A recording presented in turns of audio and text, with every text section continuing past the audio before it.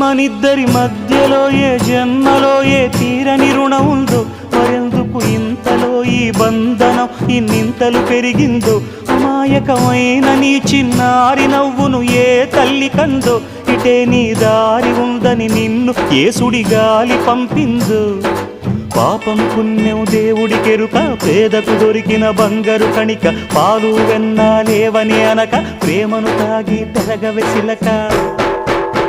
వలేసే పాడు లోకం కంటపడక ఉండు నాయనక, ఇలా నా గుండెలోనే గువ్వల కొలు ఉండిపోయింక.